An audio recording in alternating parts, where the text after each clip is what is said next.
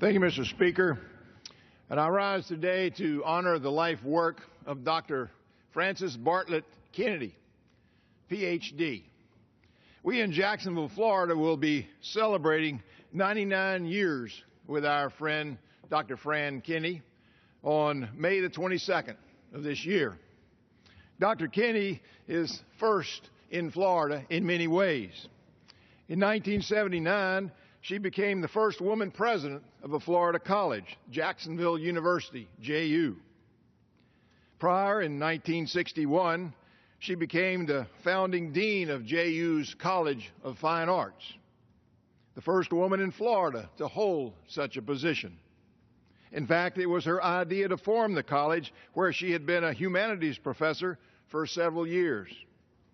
She was the first woman elected as president of the International Council of Fine Arts,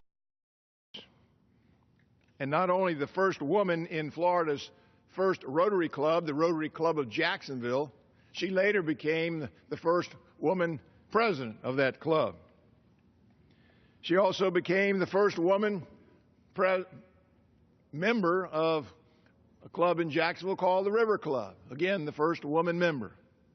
And as you can tell, Dr. Fran Kinne was first in many ways and a role model to not only women in Jacksonville, Florida, but all across this great country. To those of us who know her well, she was also first in our hearts. A tireless advocate for education and young people, Fran Kinne always reminded us that life is not about us, life is about others. And she would tell her graduate each year, go out into the world and make the world a better place. One of those graduates, Tim Cost, is now the president of Jacksonville University, and so many of her students have made a difference, not only in Florida, but all across this great land. And last year, at the age of 98, she became the nation's oldest commencement speaker at a major college or university. The wife of an Army colonel, Fran spent years overseas following World War II. She was in Germany, she was in Japan, she was in China. And while her husband worked, so did Fran.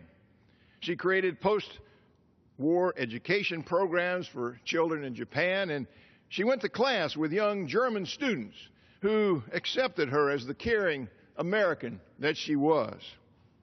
She numbered among her friends Bob Hope, Winston Churchill, Charlton Heston, Billy Graham, and Steve Forbes.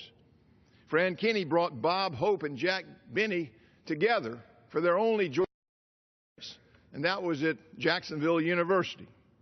She's listed in over 25 Who's Who's and similar publications, and 6 facilities in Iowa and Florida are named in her honor. Her autobiography is aptly named Iowa Girl, the President Wears a Skirt. Never intending to leave Florida, Fran came here with her husband, and thankfully for those of us in Jacksonville, she never left. She was born in Iowa. She was educated at Drake University. She graduated with a bachelor's and a master's in music education. She remains a member of the Board of Trustees at Drake University.